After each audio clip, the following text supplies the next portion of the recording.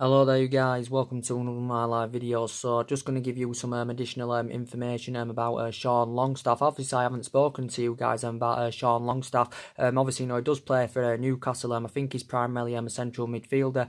He's only 21 years of age and all that, but I think he has been on Manchester United's agenda. But according to recent reports, it does say Manchester United are closing in on a deal for around £25 million for Sean Longstaff and all that. So it's looking very imminent. He's going to be our second signing this summer, and obviously it's looking very likely that it's going to be our second signing under the Ole Gunnar Solskjaer era. So that's very good news indeed. I think obviously I think last season was his senior debut for Newcastle and all that. I think he did play about 9 games. I think he is recovering from a knee ligament injury. He had sustained back in March. Sean Longstaff. He's also British, and obviously Ole Gunnar Solskjaer wants to recruit British talent to Manchester United this summer. But obviously he's going to fit Ole Gunnar Solskjaer's transfer strategy perfectly, because Ole Gunnar Solskjaer wants to recommend young players to Manchester United this summer. And obviously we've moved away from the policy of signing well established players, because like I said, it's not always about spending big on players. It's not always about getting them well established players, because it doesn't always guarantee you success, and of course doesn't always get you in that commanding position, of course, where you do want to be, because we have got a history of spending big on players, especially in recent years. Paul Pogba, £89 million, Lukaku, of course, £75 million and all that. So according to recent reports, it's looking like we're going to get a deal over the line for this young player. Obviously I think he's also had loan spells with Blackpool. I think he's also had loan spells with Kilmarnock, so he has been widely spoken about throughout the course of the media today. But I think I heard about something about this a while back, saying that Manchester United were in for Sean Longstaff and all that. I don't really know much about the player, but I know he's 21 years of age, and I think he's still recovering from a knee ligament injury, so looking likely he's going to be our second sign this summer. Obviously we've already got Daniel James on the board, but obviously Ole Gunnar Solskjaer is going to want to build on that, and obviously he's going to want to bring another 4 or 5 new additions to the squad and all that, because you can see the areas where Manchester United of course are lacking, because obviously going on into this season, we need to see vast improvements, of course, than what we saw last season, because last season was very disappointing. We finished 6th last season, didn't win any silverware, of course, and like I said, we've got issues defensively. Of course, I think we need 2 central defenders, because last season we conceded 54 goals in the Premier League. Obviously as well, we need someone that can score as goals, because last season we wasn't ruthless enough in front of goal. We wasn't scoring enough goals and all that, and we wasn't creating enough in the attack of their third of the pitch. So you can see the deficiencies in the squad. Like I said, the spending spree is £200 million, but obviously it's going to amount up to a lot more than that. If we're cashing for Pogba, and of course if we're cashing for Romelu Lukaku, and I think it's looking very imminent that Pogba and Lukaku are going to leave the football club, even though we have put huge transfer fees on Pogba and Lukaku. But I think if we sell him, it will help us with our rebuilding process. It will help us with our transition. But Ole Gunnar Solskjaer is working on trying to keep his imperative players at the club, and he's also worked on trying to bring the right players to Manchester United who he thinks are going to be good enough to elevate Manchester United, and who he thinks going to fit the culture of the club, and who he thinks are going to fit the history of the club, because obviously there's cultural problems at Manchester United at the moment.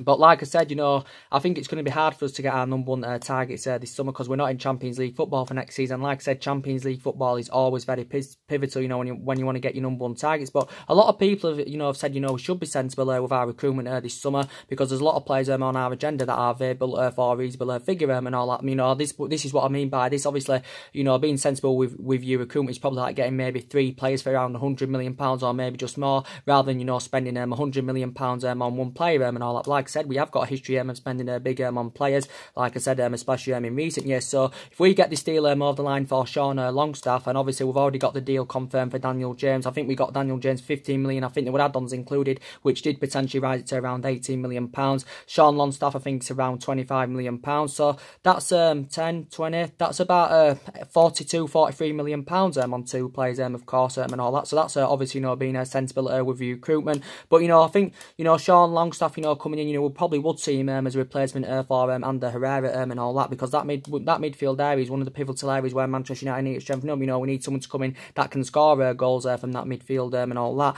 Like I said, I think we need a holding midfielder without a shadow of a doubt. I think we need a defensive midfielder that's faster and tenacious and all that. But like I said, Ole Gunnar Solskjaer is still in the process of rebuilding. Obviously, we have been playing catch up for the last 5 or 6 years. We've had different managers with different philosophies. A hell of a lot of money has been invested into the club.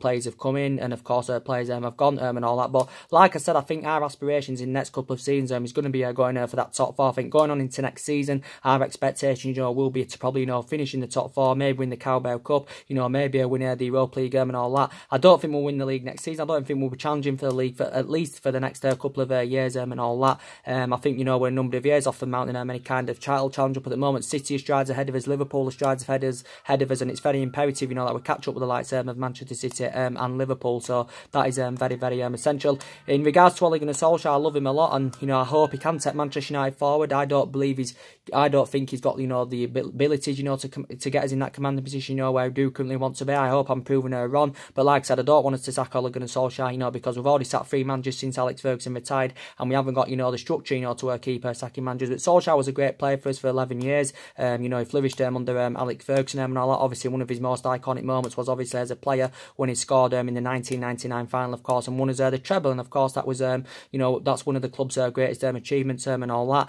that.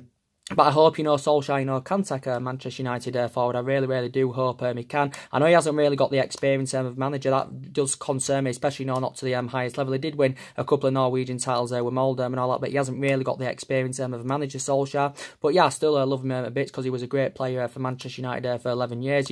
Reflecting back, though, he was really, really good when he was interim manager in his first 3 months. He exceeded expectation levels and all. The results were good, the performances, really, really good. And it just seems to have all gone on, since he's got the job permanently. But like I said, you want to add Sean Longstaff as part of his rebuilding project and all that. But I don't really know much about this Sean Longstaff, to be quite honest. I can't really comment about it, but it's reports have been coming out saying that Manchester United close to signing him, and I think we are set to get him for around £25 million, but that is a reasonable figure. So I don't think we're intending on getting the well-established players this summer and all that. But yeah, it's looking likely he could be our second signing this summer.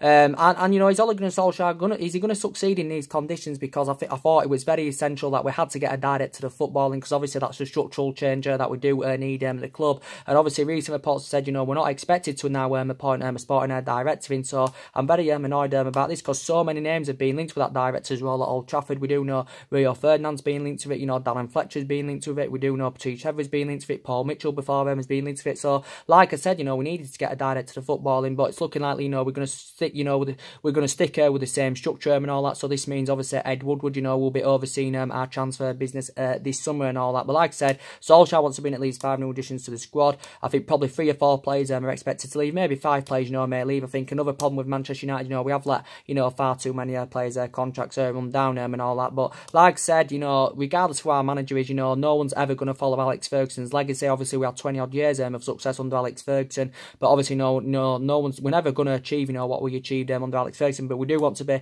a competitive elite level football club, but I think it's going to take us a couple of years to get us back where we do currently want to be. We have got good players, we have got good players in our team and all that, but they're just not working as a unit. They're not gelling as a team and all that. And like I said, getting the best players in the world, you can get the best players in the world. Sorry, if they're not working as a unit in a team, like I've just said, it's not going to get you in that position, where you do currently want to be and all that. So yeah, it's looking likely, Sean Longstaff anywhere is currently going to be coming in according to recent reports, as they have been updating you today as well about Adrian Rabiot. Of course, could he be on his way to Manchester United? Because Manchester United have been in for Adrian Rabiot. He's only 24 years of age. He has still got a lot of years ahead of him as Adrian Rabiot. People have got reservations about his attitude and all that, because he does have a bad attitude. I think his mother reportedly acts like his agent and all that as well. But I think it's very imminent. He's going to be leaving PSG this summer. But the beneficial thing about this is obviously no team has to pay any transfer fee for Adrian Rabiot, because he's a free agent.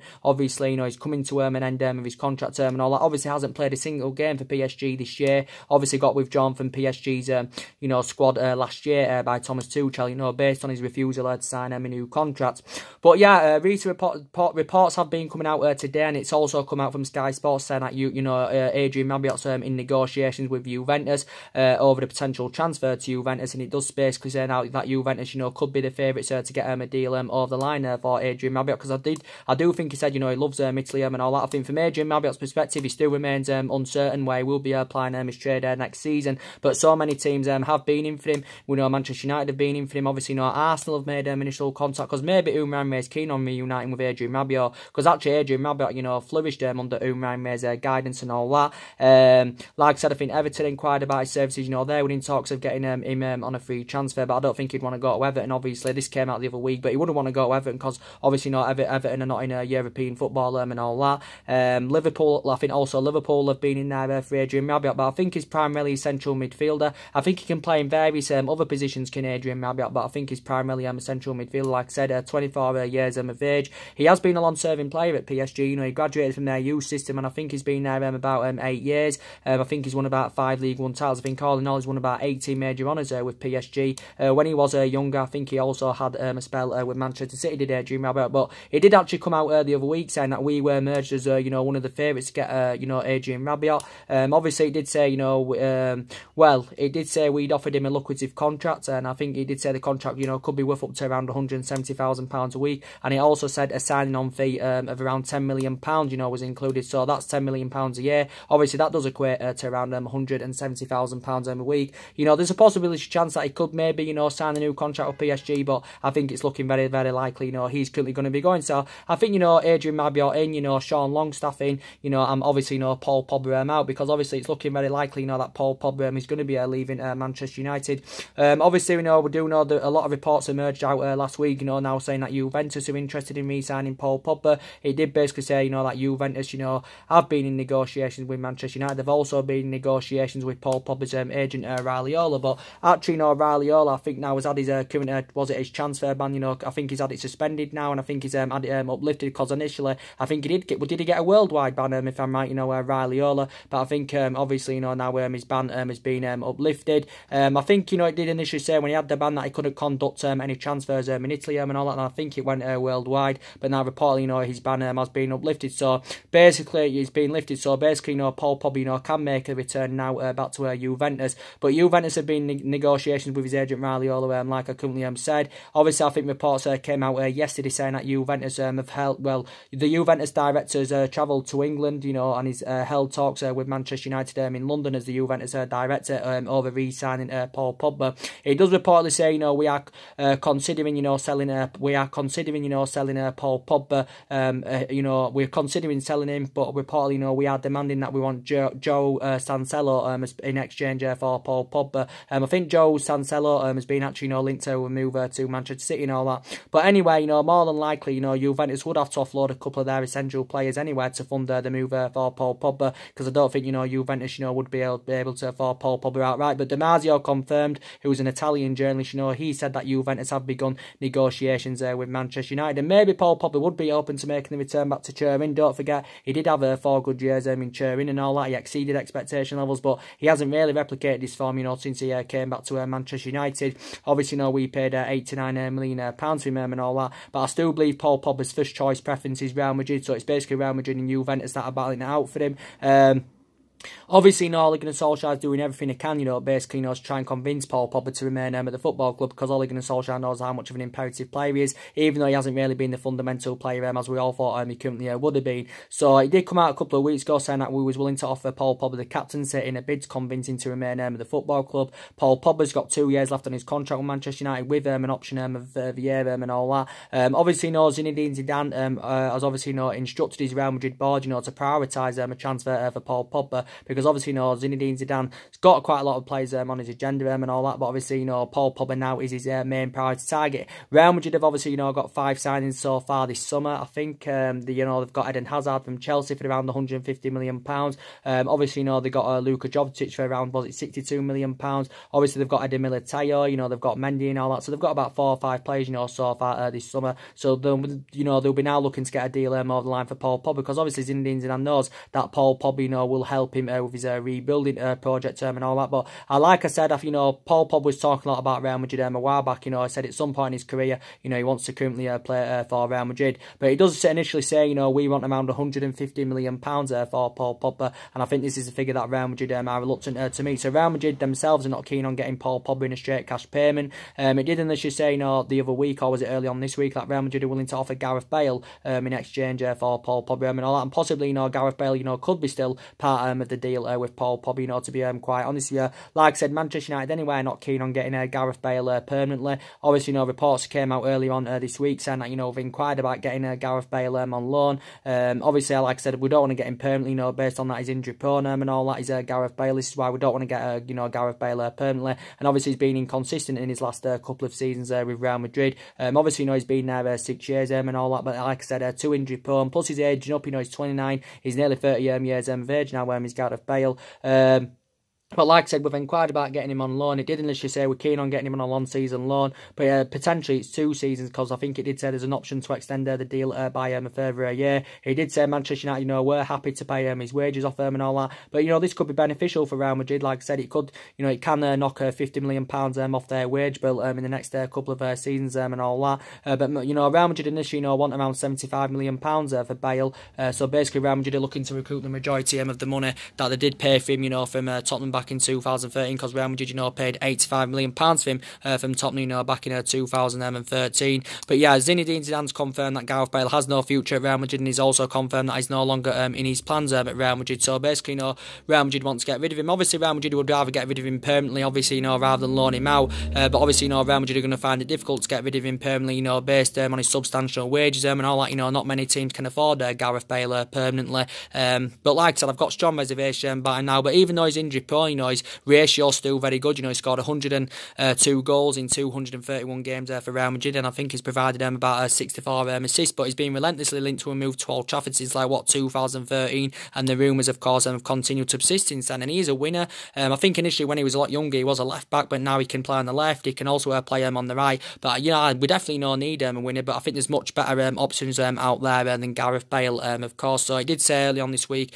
we inquired about currently, getting him in on loan. So reportedly, Bale could, like I said, could be still part of the deal with Pogba. But we do know Pogba was subjected to a lot of transfer speculation, last year, based on his poor relationship with Jose Mourinho. I think there was talks about him back in January of going to Barcelona. I think also Juventus, of course, were in for him in January and all that. But like I said, we saw glimpses of Paul Pogba's best form, mainly Paul Pogba's best form mainly in that 3-month period under when Ole Gunnar Solskjaer was the interim manager. That's when we mainly saw the best of Pogba. We mainly saw the best of Pogba, when Ander Herrera was playing. So that just, emphasised how much of an impact, Ander Herrera made in our midfield. Pogba was freed up, he was expressing himself, he was scoring goals and all that, and he was in absolutely, scintillating form and all that. But I think, he probably end up, I think he'll end up leaving the football club. And like I said, I think a couple of main factors is why Paul Pogba wants to leave Manchester United, because maybe he wants to be playing amongst better players, maybe wants to rejuvenate his career, probably wants to be, in Champions League football, wants to be winning trophies and all that and competing. Obviously, he's not experiencing this Manchester United, and he's still 26, he's in his prime, he has still got a lot of years ahead of him, as Pogba. But I think, he definitely, wants to leave the football club. Obviously, we had Pogba when he was younger, we had him when he was younger, under the Alex Ferguson era. Obviously, he only made a couple of first team appearances, and based on limited appearances, we had to let Paul Pogba go on a free transfer, and he went and had 4 good years in Turin and all that. So it is Juventus and Real Madrid that are battling out for Paul Pogba. But reports came out a couple of weeks ago, and a lot of Spanish outlets were reporting saying that, Paul Pogba to Real Madrid is practically done. It did say that he had agreed a massive pay cut, because I think he came out about 4 or 5 weeks ago, basically saying that Paul Pogba's 13 million a year wage demands, had stopped that, had currently, stalled the talks, between Pogba and Real Madrid, because obviously, Real Madrid were not willing to meet his 13 million a year wage demands. But he did initially say that Paul Pogba was willing to take a pay cut and all that. But Zinedine Zidane wants to link Paul Pogba with Casemiro, his Real Madrid midfield. So I do believe he probably will still leave. And like I've been updating you on a regular basis as well about Romelu Lukaku. Now it's looking very imminent he's going to be leaving Manchester United because he's been relentless, linked with a move away from Old Trafford. Obviously it's confirmed now his surplus to requirements at the club. Obviously, Lukaku is reluctant, to play a backup role, to Marcus Rashford, because we know Marcus Rashford is first choice ahead of Romelu Lukaku. Lukaku has been heavily linked with a move to Inter Milan. Obviously, recent reports have confirmed that, Inter Milan now have agreed the personal terms with Lukaku, which means he could earn around 6.6 million in bonuses until 2024. And I think he has agreed a 5-year deal with Inter Milan and all that. I think Inter Milan, have agreed that they're willing to meet his wage demands and all that. And he came out the other week saying that Lukaku was even willing to take a pay cut, to make the move to Inter Milan. But obviously, they have not yet come to an agreement on a potential fee. And I think Inter Milan are still negotiating with, with us about, coming to an agreement on a fee and all that. So I did say this could be possibly the stumbling block of Lukaku making his move to Inter Milan. But, reportedly, we want around at least £62 million for Lukaku, even though it did report out a couple of weeks ago saying that, we're demanding around £80 million for his services. But basically, either way, we're looking to recoup the majority of the money that we did pay for him from Everton back in 2017, because we initially paid £75 million for him. Obviously, there were several add-ons of £15 million included, so it potentially, risen the deal to £90 million. He's got 3 years left on his contract as Lukaku, and he's on about £250,000 a week and all that. But basically, I think Inter Milan are reluctant, to pay, what we are currently demanding and all that. Antonio Conte got appointed as Inter Milan's new manager a couple of weeks ago, and he's identified Lukaku as his number one target. Obviously, going back into 2017, Antonio Conte, wanted Romelu Lukaku, when he was the manager of Chelsea, but obviously, he came to Manchester United. But he has been with us 2 years. I think he scored 42 goals in 96 games in all competitions. Did well in his first season, but obviously, didn't replicate that in his second season and all that. And obviously, he's no longer assured first team football at Manchester United. And Ole Gunnar Solskjaer, has told him his service to requirements. It came out a couple of weeks ago, saying, that we've told him, that he can leave the club, Romelu Lukaku. And I think from his own preference, that he does want to leave the club. And obviously, he does want to make the move to Inter Milan. But, his ratio is very good in the Premier League. He's scored a lot of goals. His pedigree's very, very good and all that. But like I said, I've got reservations about him. His first touch concerns me. He's not really, really good in the air and all that. He hasn't really got that endless potential, where Romelu Lukaku, he's a big game bottler. So I've got so many strong reservations about him. So he's one of the problematic players, basically. So we do need to get rid of him. Obviously, it did come out, earlier on this week, saying that Inter Milan had offered Ivan Perisic as part of a swap deal, for Romelu Lukaku. But reportedly we had turned this down, because we know that Ivan Perisic is no longer a Manchester United target. He was a long-term target under Jose Mourinho, but he's no longer a Manchester United target now. So obviously, we turned this player plus cash offer from Inter Milan down. Obviously, I think there's been talks that Icardi has been part of the deal, Romelu Lukaku. So Inter Milan have offered us Icardi, but we have turned that down as well. So potentially as well, I think Inter Milan need to raise around £40 million. It did say before the end of this month, to meet financial fair play regulations and all that.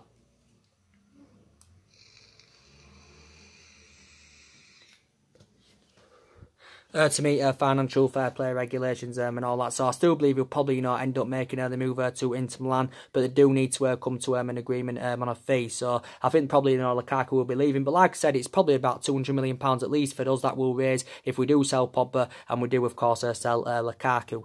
So that's the latest news on that. As I've been updating you today as well, in regards to Ivan Rakitic from Barcelona, there's been a lot of talks about him, going on today. Ernesto Valverde, Barcelona manager, and that has confirmed, that he's willing to let Ivan Rakitic, leave Barcelona this summer. It does say Man United have expressed we've expressed our interest in him, but like I said, I've got reservations about him, him coming to Manchester United, because I don't think he'll succeed in the Premier League. Don't get me wrong, he's had a really, really good career as Ivan Rakitic, and obviously the majority of his silverware he has won has obviously become at Barcelona, because he's been at Barcelona 5 years and all that. But like I said, he's aging up now, he's Ivan Rakitic, and you wouldn't really get that long out of him. I think think reportedly he'd probably cost you around 40 million quid with Ivan Rakitic. I think he can play as a central midfielder. He can also play him as an attacking midfielder. But obviously, I think, you know, Ernesto Valverde has had negotiations with Barcelona's president, of course, you know, about, you know, Ivan Rakitic, and I think, you know, they are willing to let him go if they can get a suitable offer for him,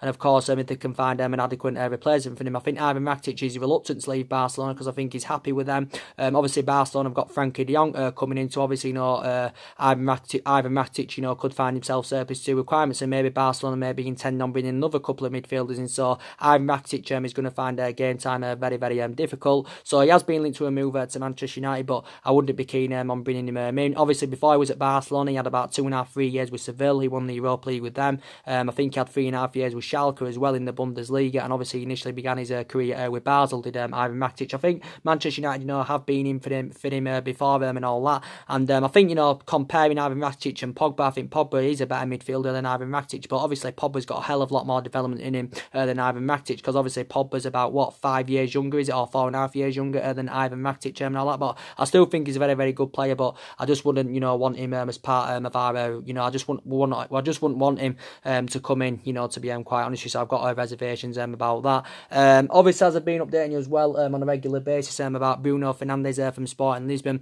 well, it was looking very imminent, you know, he was supposed to be our second signing, Bruno Fernandes. Not much more was updated about him, you know, to be quite honest with you. Obviously, you know, he did say, Bruno Fernandes, that he does still watch the Italian Championship and all that, and obviously, you know, Inter Milan are in for him. I still say, you know, we are in the ascendancy of getting a deal over the line for Bruno Fernandes. The report said we've improved our offer for him. We are willing to pay around 70 or 71 million pounds for his services.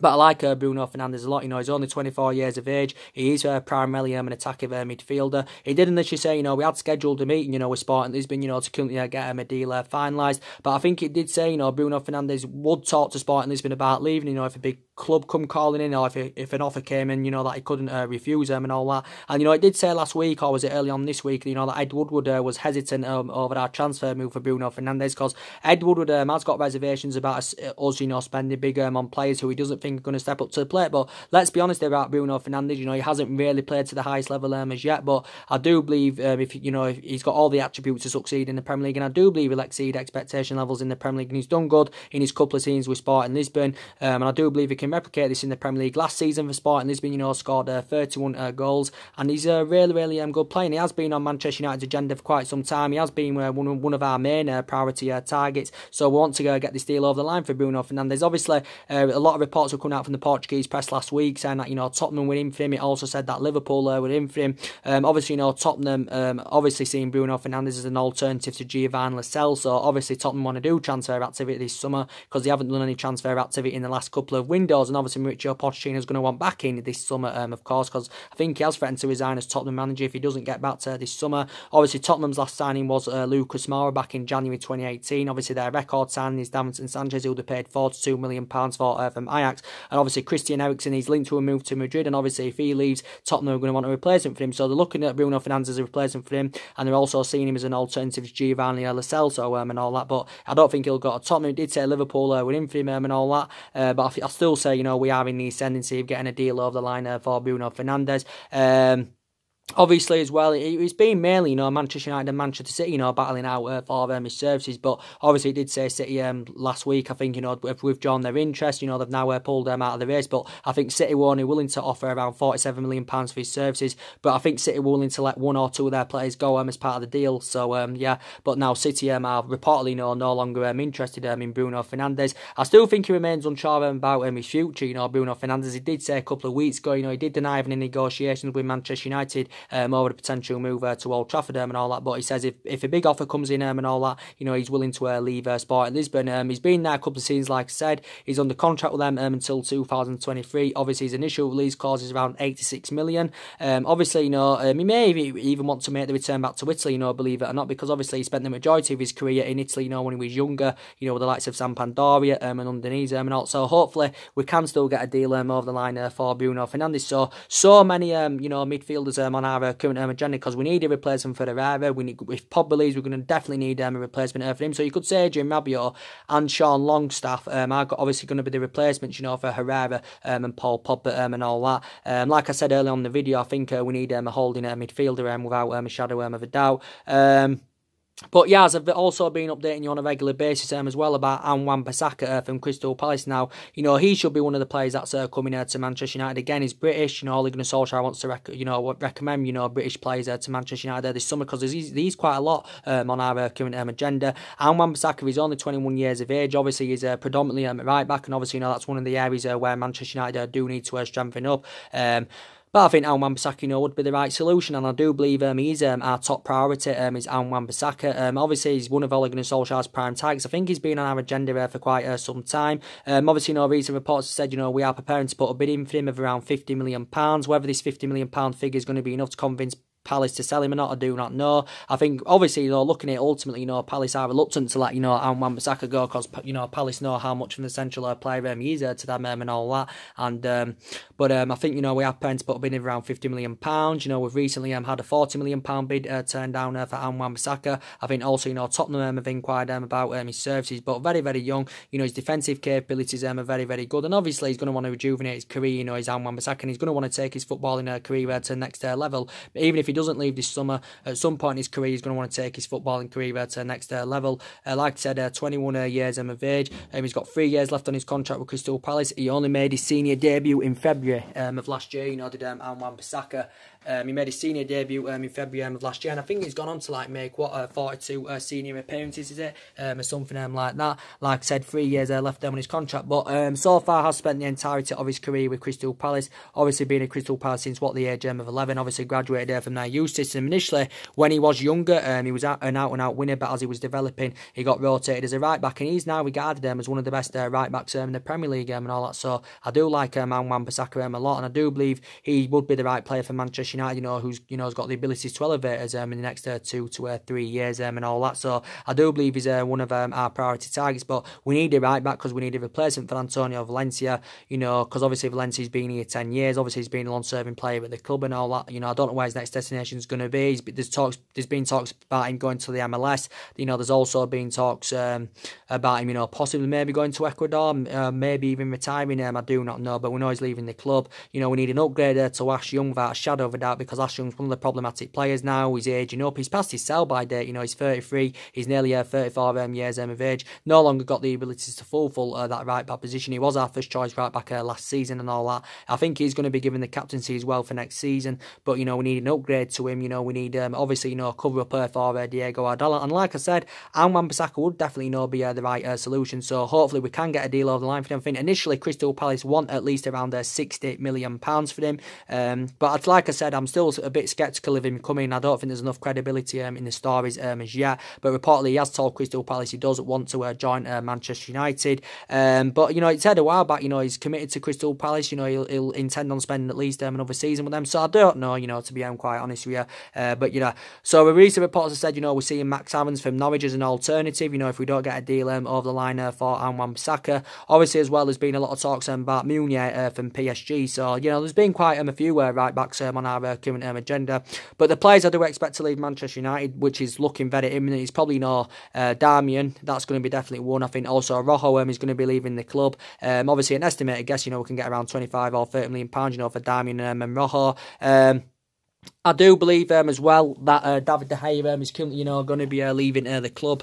He's going to be leaving the club because obviously, you know, he hasn't signed a new contract. You know, recent reports came out about David De Gea, you know, saying that we are willing to offer him a new contract and all that. You know, it came out a couple of weeks ago saying that we had a final contract offer, you know, turned down from David De Gea. Reportedly, he's demanding around £350,000 a week. Obviously, you know, this is a figure that Manchester United are reluctant to meet, so we're not willing to meet his wage demands. We do know David De Gea has been heavily linked to move to PSG, but I do believe PSG are set, you know, are sets, they're set to step up their interest now in David De Gea, because obviously, Buffon has left PSG. I think initially it did say before that PSG are preparing to put a bid in for him of around, £60 million.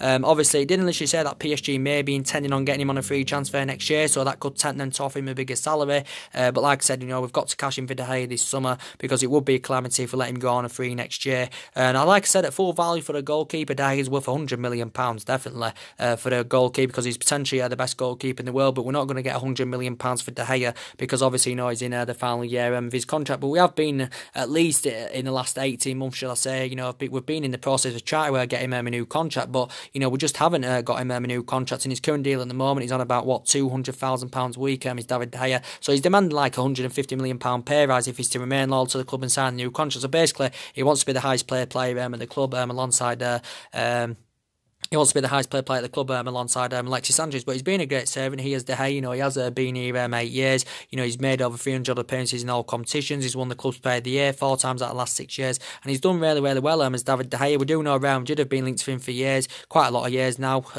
Obviously, Real Madrid were on the brink of getting him in 2015, but due to fax machine, the deal never materialised. And obviously, I think also Juventus have been in there as well. But yeah, he hasn't really done much wrong in his 8-year period. I know he was making costly mistakes towards the back end of last season, but that was mainly to do with the contractual situation. But yeah, I do believe that David De Gea's next destination is probably going to be PSG. But Solskjaer knows how imperative David De Gea is and all that. Obviously, I don't think it's in Ole Gunnar Solskjaer's plans to buy a goalkeeper to replace him, because I think he's willing to promote Sergio Romero as our #1 goalkeeper. But like I said, I've got reservations about this, because I don't think Romero is yet reliable enough to come our #1 goalkeeper. Obviously, I know we've got Dean Henderson, but he's too inexperienced at the moment. I know he's been on loan with Sheffield United as Dean Henderson, hasn't he? Yeah, he has been on loan with Sheffield United, but we need to orchestrate on send him on loan for another season, to get Dean Henderson a bit more experience. So I think when De Gea leaves, we are going to need to buy a goalkeeper to replace him. But like I said, there has been talks of Johnathan Blanc from Atletico Madrid, going on. It came out about 4 or 5 weeks ago as well about, this saying that, Manchester United are willing to trigger his £100 million buyout clause, obviously, that he's got in his deal with Atletico Madrid. Obviously, he extended his contract with Atletico Madrid back in April, so he's under contract with them until 2023, is Johnathan Blanc. I think he also did get a pay rise in his buyout clause, so I do believe his buyout clause is around, 106 or 107 million pounds. But yeah, there has been a lot of talks about him going on. He's 26 years of age, so he's potentially 2 years younger than David De Gea, is Johnathan Blanc. But he's been at Atletico Madrid, 5 years. I think he's made over 200 odd appearances for them. But now recent reports have basically said about Johnathan Blanc, that he wants to leave Atletico Madrid, due to broken promises, and his preference is Manchester United. Because I think he was a Manchester United fan as a child. Was Johnathan Blanc. He is regarded as one of the best goalkeepers in the world. He isn't in. I wouldn't put him in the same calibre or level as David De Gea, but he is regarded as one of the best goalkeepers in the world. I think last season it was only Liverpool's Alisson that kept as many clean sheets than Jan or Blanc. But his buyout clause is around £100 million. And maybe another main factor reason why he allegedly wants to leave Atletico Madrid, due to Atletico Madrid, lack of competitiveness. This is another main factor reason why they want to leave. Obviously, Atletico Madrid, he has won 3 major honours as Johnathan Blanc, including the Europa League and the UEFA Super Cup and all that. So there has been talks about him going on. So, do you think he'd be a good replacement for De Gea? There's been talks of Jordan Pickford. There's been talks that Andrea Onana from Ajax. So who would you get in, to replace David De Gea? But like I said, another problem with Manchester United, we have let far too many players' contracts run down. That's been an issue. Obviously, Rashford's in the final year of his deal, but I don't think Manchester United are orchestrating on selling Marcus Rashford and all that. Obviously, we still know it's a long-term solution. He has been inconsistent in the last couple of months as Marcus Rashford, but he's still a long-term solution. Like I said, it's going to take him a couple of years, to get him to that level, where he currently wants to be. But I don't think we're orchestrating on selling him. He's in the final year of his contract. We have been in talks of getting Marcus Rashford a new contract and all that, but we've not done it yet. With Juan Mata, people are saying, now that Juan Mata, does need to go. Obviously, recent reports did say that, we've offered Juan Mata a new contract. Obviously, it's not going to be a long-term contract, reflecting on his age, because he is 31 years of age now, is Juan Mata. And I would like, from my perspective, I would like him to stay for at least another season, because I think he's been very, consistent for Manchester United. He's been here 5 years. Obviously, we paid £40 million for him. Obviously, Yeah, we did pay £40 million for Juan Mata, and he's done really, really well. You know, he's made over 218. I think he's made 218 appearances in all competitions, scored about 45 goals for us. And I know now he doesn't get in the squad, and he's basically no squad player now. He's Juan Mata. But yeah, we have got a release list of around 14 players, but Juan Mata was not included in that release list. But yeah, you know, we have offered him a new contract. Whether I need to read a bit more up about it, but whether Juan Mata is willing to accept this new contract offer or not, I do not know. I think he's got just over 2 weeks left on his existing deal as well. So we have been in talks of getting him a new contract of course. So I probably do expect about 4 or 5 players to leave Manchester United. Sanchez, you know, I think he definitely needs to go. Smalling and Jones need to go, but obviously we know they're not going to leave. You know, they're going to be at Manchester United next season. Are Smalling and Jones. Obviously Smalling's been here 9 years, Jones has been here 8 years. So again, they've been 2 long-serving players at the club of Smalling and Jones. You know, it's a bad mistake for Manchester United, you know, giving them 2 new long-term contracts, but they're just no longer good enough, you know, to represent Manchester United. Are Smalling and Phil Jones. And this is why I did say, you know, we need 2 central defenders, because, you know, we haven't had a world-class central defender, you know, since we had the likes of Vidic, and since, of course, we had the likes of Ferdinand and all that. So that's one pivotal area where Manchester United do need to strengthen up. But you can see where we're lacking in the squad. You know, we're lacking, you know, leadership in the team. Lacking leadership, you know, lacking creativeness and all that. So we've got to address these problems this summer. So like as you all know, we've got Daniel James on the board, which is very, very good news. We've got Daniel James on the board. We're looking to build on that now, and it's looking very likely. Now we're going to get Sean Longstaff in from Newcastle and all that. You know, I think it was on his first season last season in the senior squad with Newcastle, because he joined their youth academy, I think, was it in 2016. We're set to get him in a deal reportedly worth around £25 million. You know, I think he's recovered, or he is recovering from a knee ligament injury that I did sustain I think in March for Newcastle, and he's 21 years of age, and plus he's British, so yeah, there has been talks about him going on. So anyway guys, drop your comments, likes below on the channel if you do consider subscribe as always, and take care, God bless, and I'll see you all again very, very soon. Thanks for watching.